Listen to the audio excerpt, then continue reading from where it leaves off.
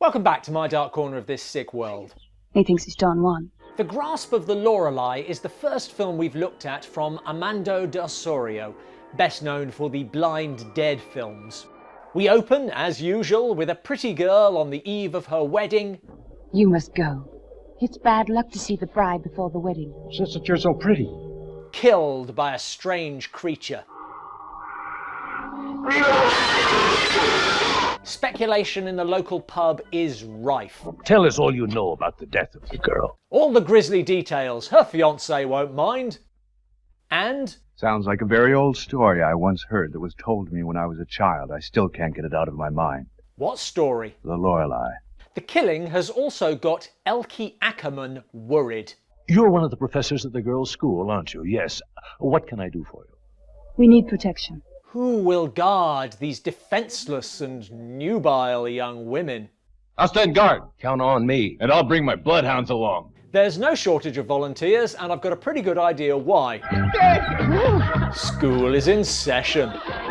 It's ice cold. Pretty soon we won't be able to swim anymore. The local mayor suggests Sirgurd, an experienced hunter, but... You don't have to send for Sirgurd. I'll hunt down this beast. This feels like a significant moment, which is odd because next day, Sirgurd arrives at the school. Hey, look, girls. A man in our house. Elvis Presley, monster hunter. The director, please. Actually, he looks more like Johnny Cash. I've been in this profession since I was 11. I've chased down wild bear. I shot a man in Reno just to watch him die. The girls are delighted to see him, Shall I bring some grease? much to the disapprovement of Elkie. They should be punished for this attitude. Who will punish these disobedient and firm young women?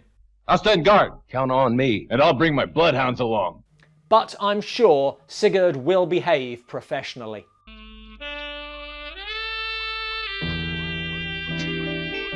Bit of perving, then I'll get down to monster hunting.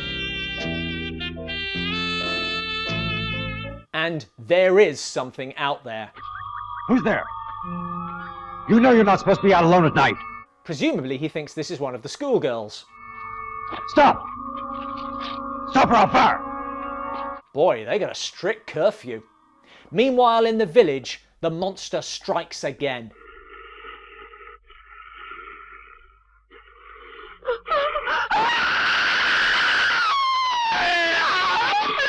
Leaving the corpse to be discovered by the victim's cleaner.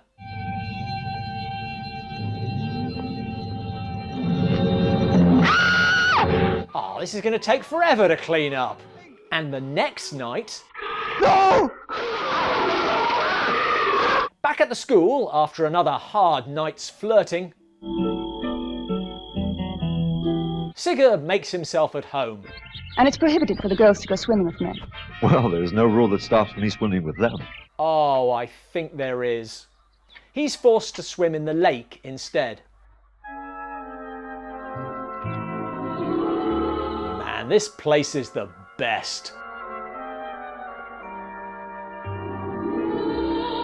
On his way back... Let me go, barbarian. Why were you spying? I wasn't spying. I'm a scientist.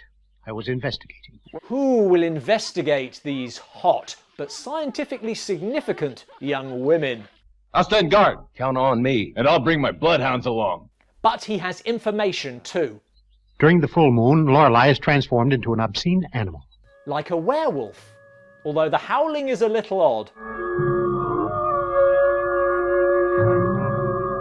Sirgurd goes with him. Welcome to my humble laboratory. You may consider yourself at home. Do I have to? He has perfected a weapon to beat the indestructible Lorelei. You recall that the sword of Siegfried had certain qualities that were invincible. From the legends. It has radioactivity. Sort of mixing our genres there. Back at the school, the love-hate relationship between Elkie and Sirgurd continues. Let's take a jaunt down the river, and that way I can present you to the monster. If you know what I mean. And look who's steering their boat. For that reason, I propose we watch the river. I'm sure the beast we're looking for is hiding here. Perhaps now the fiancé will play the more significant role that was suggested earlier.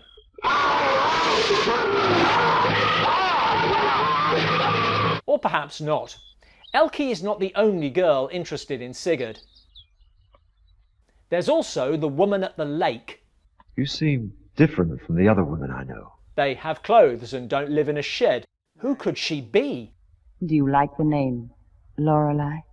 Obviously he's not going to jump to the conclusion that she's a monster, but I do feel like you'd think, this is a little weird. Then again, she is quite hot. And if you thought that was weird... You must not detain her here so long. Who are you? All things being considered, this has been a weird first date. Where are you going with her? Wait a minute! But in the brief period they spent talking... Some man who's half crazy, a Professor von Lander. His only obsession is to destroy the legend. So now... Oh, I'm not even going to ask about the sheep. Good evening, Professor. I am Elberic. Any relation to the Nibelungen? Perfectly reasonable guess. My Lady Lorelei. The Professor is discovered a few days later. What the hell's he been doing in there? Between sleeping with the enemy and getting the Professor killed, Sigurd's not doing a great job, but he has kept the schoolgirls safe. Up to now. They do survive, but I still think Sigurd is dropping the ball. We haven't come up with a single clue. How many women do I have to flirt with before this makes sense? You don't find me very sympathetic, do you? Elke has been struggling with her attraction to Sigurd from the start. We must prohibit him from exhibiting himself. I think that's fair. And from smoking. And from growing a beard. And prohibit me from wearing pants, too. Now I can't even exhibit myself. Where does it end?